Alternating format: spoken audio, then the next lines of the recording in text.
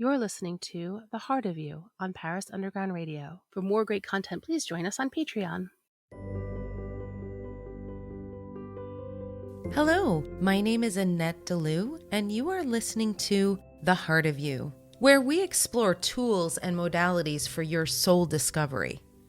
You will not only improve your relationship to yourself, but also your relationship with others on a spiritual, emotional, and physical level. Are you ready to discover who you truly are? Let's get started.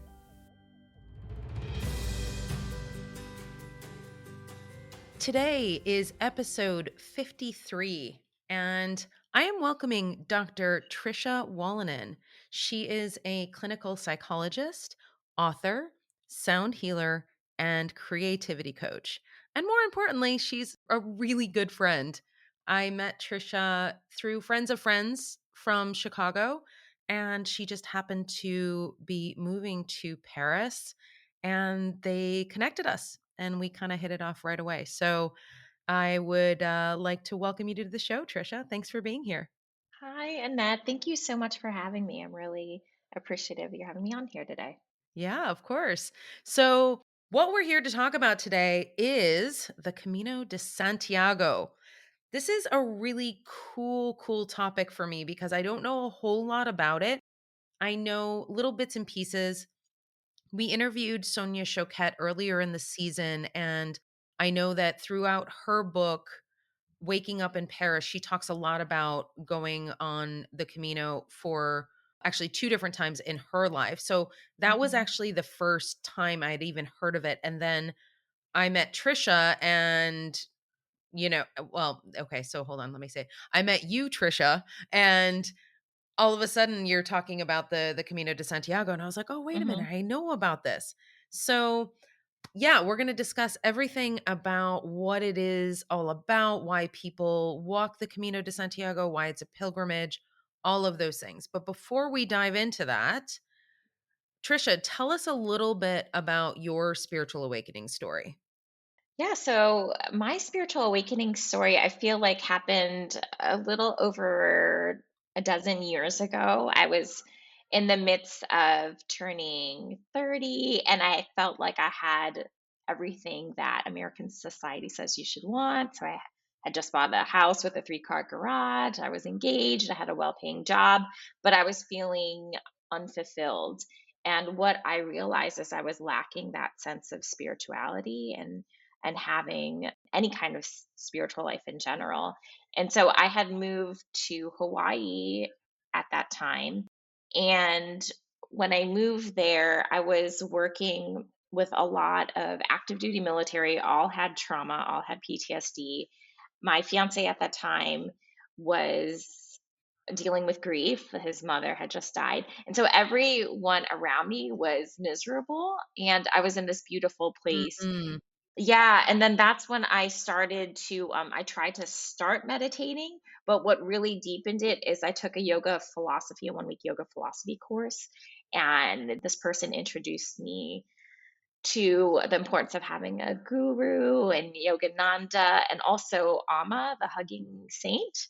Oh yeah. My sister absolutely adores Amma. Yeah. Oh, I am really? familiar with her. Yeah, yeah. Oh, and that is so great. Yeah, so I for some reason that she really Amma really clicked with me, and I ended up moving back to California, and I met Amma, and I started to go on some of her retreats, and I taught yoga at some of her retreats. And what it was through her practice and darshan, she's known as the hugging saint, so she gives hugs. But something in her awakened something in me, and I was able to start a daily meditation practice after that. And so all of it, from the difficulty of feeling like I was lacking something to the yearning for wanting something more, and then finding Amma, helped me build a foundation of having spirituality be part of my life. That's really beautiful because sometimes all it takes is somebody to activate that within you. And a lot of times, a lot of us light workers, we're constantly activating each other, right? So the fact that she activated you, that's so beautiful. That is so beautiful. And I'm sure that you probably gave her some sort of activation as well because it's always reciprocal. Yeah, and that no, that's really a great way of putting it. And I think guru, I don't know the exact definition, but it's something about like the remover of darkness, like someone who dispels like the darkness in your life. And it is like a light worker, right? So yeah, so she opened up something in me, which was really beautiful. And I'm so appreciative of that. Oh, what a beautiful story. I love that. Oh, thank you. So then you moved to Paris from where? From England. So I was working in England for 8.5 years. Okay. And so then that's when you and I met, was when you decided to move to Paris. And when we first met, you started talking about the Camino de Santiago. So, how did you first discover the Camino de Santiago, and how did you first decide to start exploring it? I first heard about it. I did a backpacking trip like after I got my doctorate when I was 25 years old, like a backpacking trip in Europe. And I met this mother and son who were doing the Camino de Santiago, and I found that really fascinating. And over the years, especially when I moved to England and I would travel in different parts of Europe, I would meet other people who did the Camino de Santiago. And I thought that was something that intrigued me, but it's 500 miles long, so it also scared me. Yeah, rightfully so.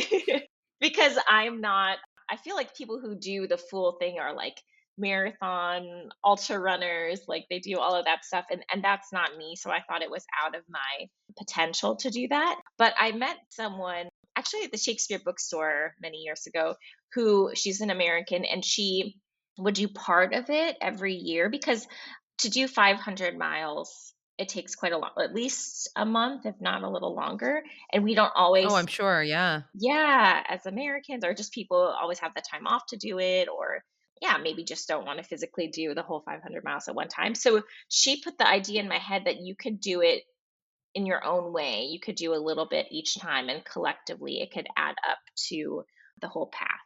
And so as I was thinking of leaving my job and I was about to leave my job and move to Paris, I had that goal of wanting to start at least one part of the Camino de Santiago. And I signed up. I wanted to do it earlier in 2020, and then the pandemic happened. And so it was delayed till 2021. And I did it actually with the group for the last 120 kilometers. So from Sarria in Spain to Santiago, which you need at least 100 kilometers to get like a little certificate of completion. And so I did that with a group. Cool. So where does it start and where does it end? So there's actually multiple paths. There's multiple caminos, but the most popular one is the Camino Frances, and that starts at Saint Jean Pied de Port in the south of France, Mhm. close to the Pyrenees. So that's the most common path. But there's a Portuguese way, a Norte way. So there's multiple paths, but the traditional one starts there in Saint Jean Pied de Port. Okay, got it. And then it ends. The traditional one, it ends in Santiago de Compostela, but sometimes people choose to go a little bit further because they just get addicted to the walking and wanting to go to a different place. So sometimes people choose to end a little bit further than that in Finisterre or Muxia.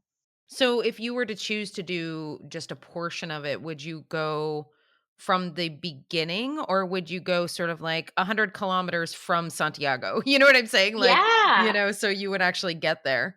Yeah, if I was going to do it, just a one portion of it, it would be the path I did the first time, which is from Sarria to Santiago de Compostela. And I think that's the most populated one because you do that sort of finish line and you do get that certificate of completion, and you meet so many other people that are doing it at that time too. So that would be my recommendation. Okay, so the Camino de Santiago is a pilgrimage of sorts. And so you walk from either the beginning or, like you said, you take various different parts and then until you get to Santiago. So, why did people do this? What is the history of what started this to begin with? Yeah, so the history is so it's called Camino de Santiago, and the town it ends up in is in Santiago de Compostela, which has the remains of Saint James, supposedly, in that's in this church. And so I believe in the ninth century, his remains were found and taken to this area in Santiago, and they built a temple around it and then a cathedral. And people began pilgrimaging since the ninth century to there. So I believe even in the Canterbury Tales, the people that are pilgrims there were pilgrimaging to there as well. Oh, interesting. Yeah, so there are paths even from Paris. There's a path from Notre Dame. There's paths all so many different places in Europe. Even I heard people might even walk from Israel to there. So many different places. One of the most popular pilgrimages. But before there was this Camino de Santiago, in pagan times, there was this pilgrimage to Finisterre or Fistere, which was known as the end of the earth. And so I think pagans believed at that time that's where the veil between worlds was really light. And so people would Oh, pilgrimage, yeah, to that place to make offerings to the gods at those time. And so currently people might still go past Santiago de Compostela to another 80 kilometers to Finisterre to this site as well. And then other people have also said that the Camino de Santiago lays on ley lines, so the energy lines of the earth, and it's along the Milky Way line. So there's a lot of other traditions that have their foot along this path over the years. right. Absolutely. And that's really fascinating because that's something I want to explore on this podcast actually is all the various different places on earth where you have these energy centers, where you have these places where the veil is thinner, where a lot of ancient people would gather and sort of actually connect with people on the other side and do their rituals and all sorts of other things. So this is fantastic for people to know because if they are thinking about going to a place that is in Europe, I would imagine it's probably similar to, let's say, Sedona in the United States or something like that, where you have Hmm. that really thinly veiled place where the energy is just really positive and you can connect, right? Yeah. No, yeah, it's really, really beautiful and really fascinating. And you could still see in that whole region, which is the region where it ends, Galicia, was also Celtic in origin. It was one of the few Celtic nations. And so Mm, there's yeah, so even though it's Spain, there's a Celtic influence there. And a lot of different places have little images or little statues of witches or brujas that are like guarding their stores or their cafes throughout that region. So there's like a mysticism there that makes it different than other parts of Spain, primarily the Galicia, the ending point of Santiago. we all have moments where we kind of feel stuck in our spiritual journey. For that reason, I have created a 2-day soul discovery workshop where we really start to tap in to those gifts that you have, discover those beautiful spiritual gifts. We access the Akashic records. We talk about how you can really understand and listen to your intuition and your guides. We do group work where you can practice these skills with others in a beautiful, divinely guided environment. If you would like to take part in this incredible healing work, I recommend that you head to my website and go to the store and you can sign up for this personalized 2-day workshop in my apartment in Paris, right here in Paris. You can join me for 2 full days and we are going to explore everything that you need to know about your soul. That is infinitesoullove.com/store. The next one is taking place April 15th and 16th, 2023. There's a reason why Paris is considered one of the most romantic places in the world. Lily Heisey of Romancing in Paris explores all of these little hidden places where you can experience the love and the romance of the City of Light. You can find Romancing in Paris at parisundergroundradio.com. We will be right back with the Heart of You after a word from our sponsors. Welcome back to the Heart of You on Paris Underground Radio. So What do you gain from the experience in doing the pilgrimage? So for you, what did it do for you? For me, I think what I thought it would do is different than what it did. I was going to it to find an answer, and this was going to be a one time thing that I was going to check off my bucket list. And I was surprised that I went again this year. And then this year I did the Santiago to Finisterre part. Oh, cool. Yeah, so I did that part with a friend, and so I realized that I think Paulo Coelho said this too because he also did the pilgrimages.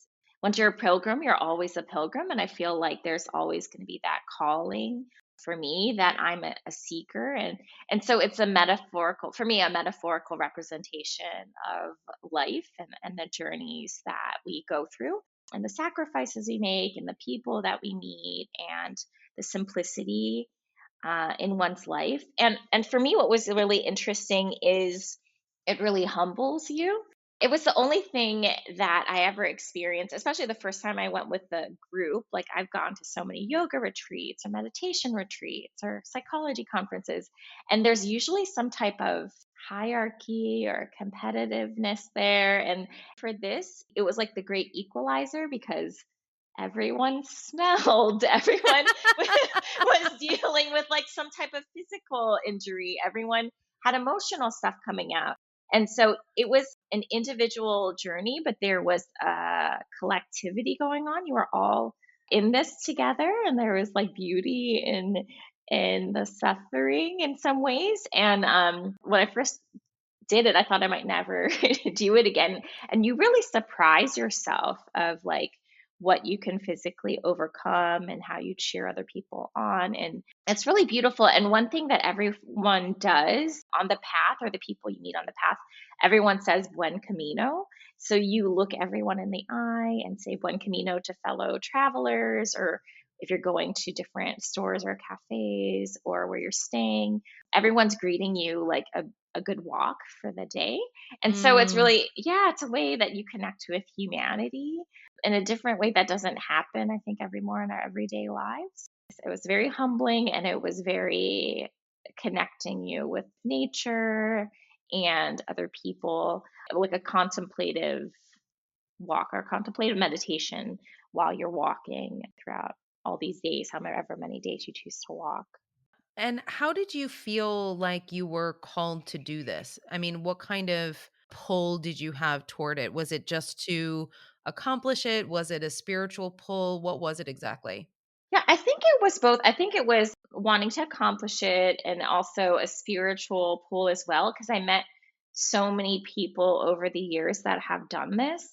And there's the movie The Way. I don't know if you saw that with Martin Sheen, which so many people, that was their first introduction to Camino de Santiago, which is also called The Way. Oh, I'll have to take a look at that. Yeah, no, I don't think I've seen that movie. Oh, it's really great. Even though, yeah, it's fictional. It's a good representation because everyone chooses to walk for so many different reasons, whether they're in a transitional phase of their life, whether they're retiring or they're reaching a certain age, or they're dealing with some kind of loss or addiction or breakup, whatever it is, or just questioning and wanting to walk out your questions. I think a lot of people do it for different reasons. But one of the people I met years ago, actually, it was here in Malaga. I met her at a hostel. She was a social worker, and I cannot remember what Nordic country she was from. But she had said many years ago, like starting 30 years ago, in this Nordic country, she worked at like a juvenile jail. And so, one thing that they offered these youth that were inmates at this jail is the opportunity to walk the Camino with a social worker. So, they would have to write an essay. And if they chose to walk it, that was their time served. And so, for so many years, like it totally changed people's lives. And so, she was doing an interview with one of the first people who did this Camino. And after she did an interview, like 30 years later, 40 years later, and as she was talking with him, he totally stopped what he was doing and went back to do it again because it changed his life so much and it reminded him of the impact of his life that he went to do it again. And so that always stayed with me, just hearing how that country and that government trusted those social workers and those kids to do this path, which was really strenuous and difficult, but they knew that it would make a change in their lives. Yeah, and I found that really beautiful. And so I wanted to do that for myself in some capacity, is like make this change and see what it was all about. Yeah. What was the most surprising thing you experienced while doing it?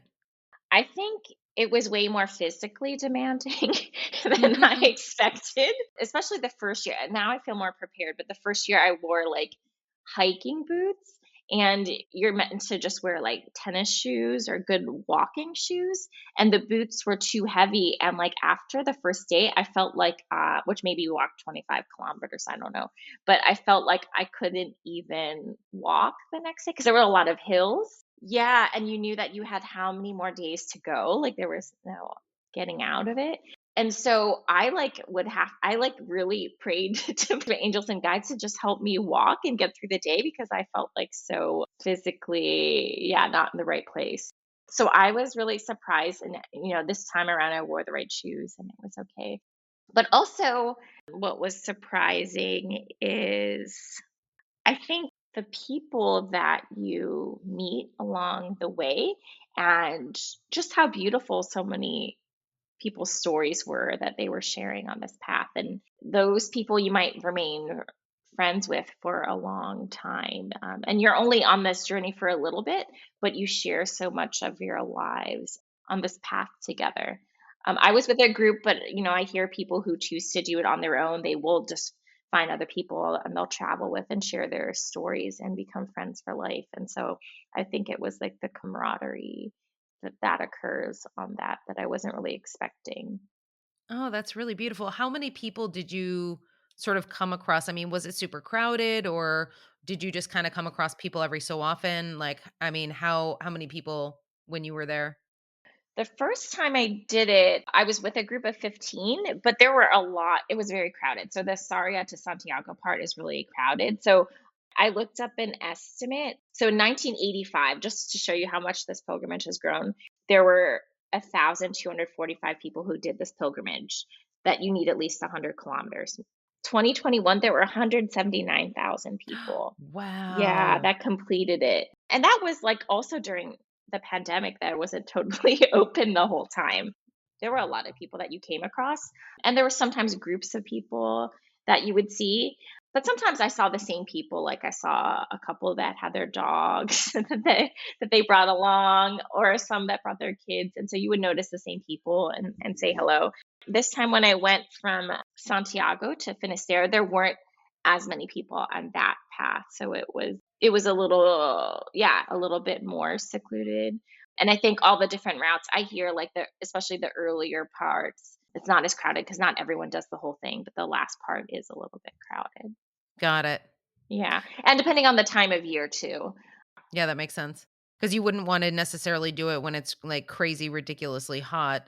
No. Interesting. So, what do you think it is about that physical breaking point? So, the reason why I'm asking this is because obviously you have the spiritual aspect of the Camino in and of itself, being on ley lines and being sort of a spiritual place. But then in addition to that, there is something about like putting your body through a physical breaking point that actually almost like kind of breaks you open energetically. And so I'm curious about what that was like for you, if that, because you did say you were like, you're surprised how physical it was. And it's true. Like you think that, oh, like, well, I live in Paris and now you live in Malaga, but it's like, oh, I could walk 10 kilometers every single day easily. And so why wouldn't I be able to do 20 every day? Like that seems like it would be pretty easy. It is very, very challenging. No, you're right. And I think it goes back to like the humility, and it's like the breaking down of ego. I think that was a lot that I realized with this path, is like you're breaking down of your ego. And when you're physically challenged, you rely on other people as well, whether it's like for getting some Tylenol or painkillers, or sharing a wrap, or cheerleading each other on this journey. I know this past summer, Isabella and I, when we were doing the Camino, one day it was torrential rain the whole day, and it was even raining sideways, and we had waterproof shoes.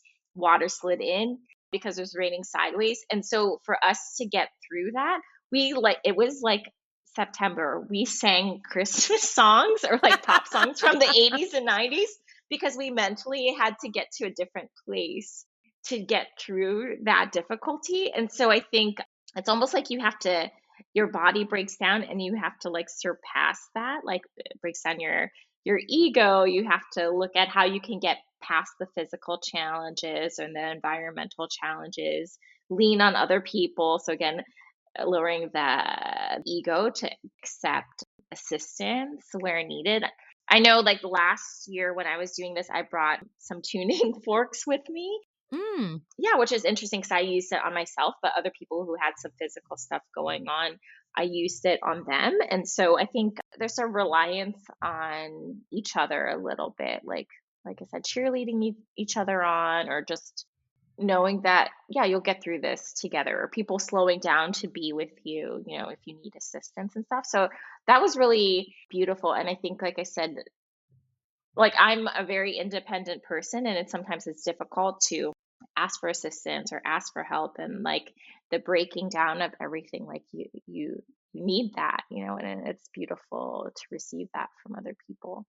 And it's also that connection that you're talking about with other people is something that we don't often get right now in society. We have connections, through the internet, like Facebook groups or, on Instagram, people you follow, that kind of thing. But that's not connection.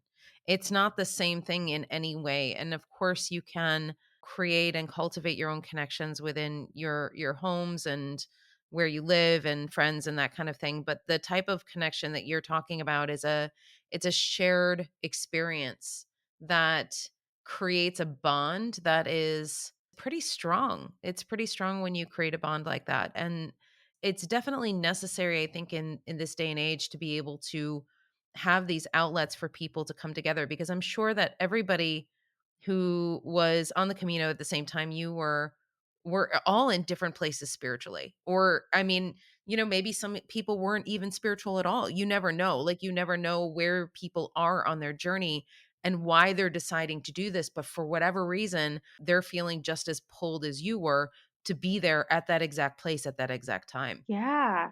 No, and it's so, you're totally right. And so beautiful that, again, that shared experience. Yeah, it just really surprised me, the people I met. There was one person who was in my group last year. She was from Boston. I think she's part of she has three siblings, like a quadtuplet, or she's one of four, and she's never alone. She was always surrounded by people. I think she has a fiance, so she's never traveled alone or anything. And she did this trip with another family member.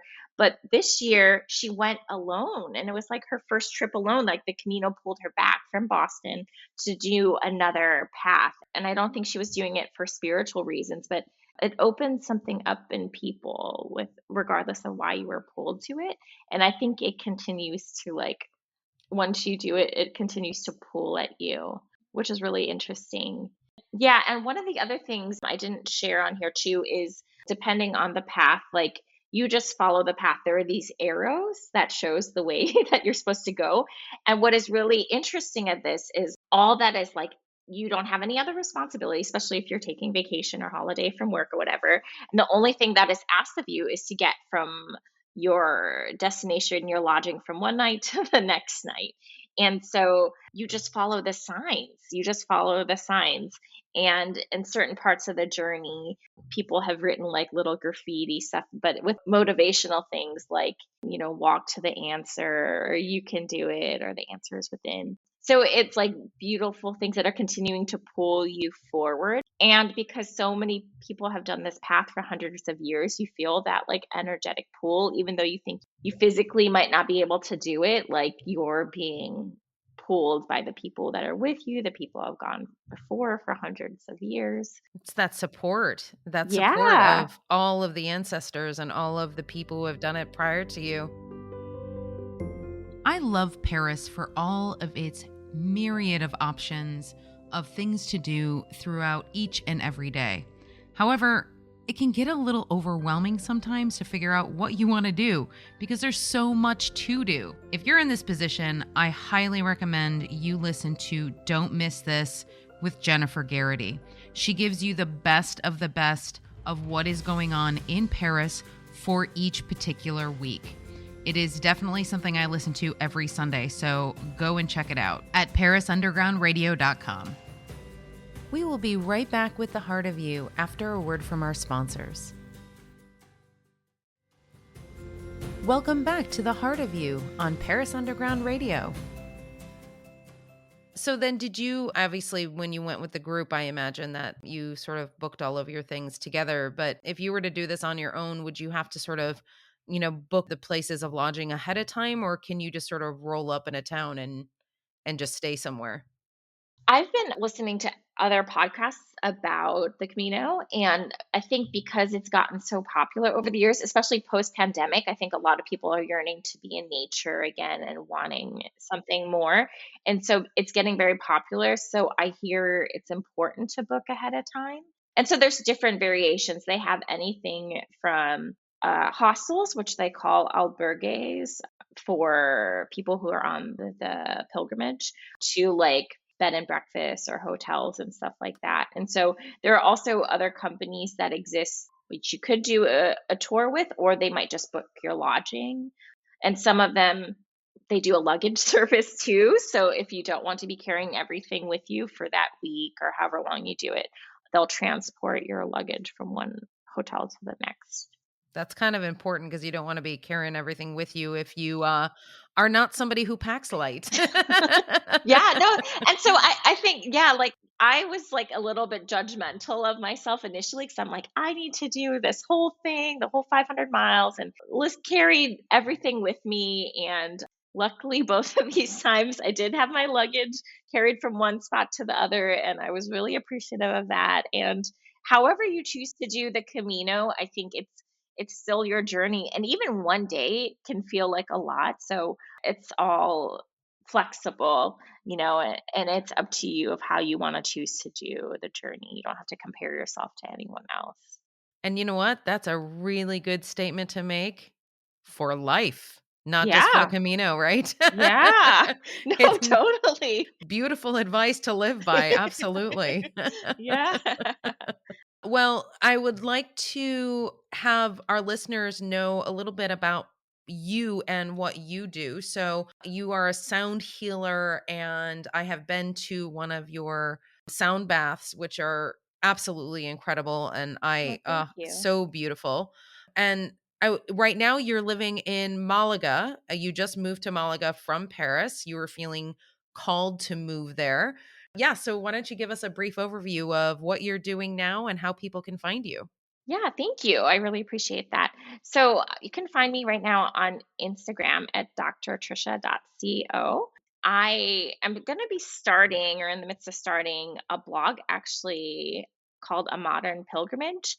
And it's going to be a little bit talking about the different types of pilgrimages that we take. So whether it's religious or spiritual, or to natural places, intentional travel, or inner journeys. So things like sound healing and meditation and yoga, or different ways that creativity, like art and books, can take us on different journeys, and music.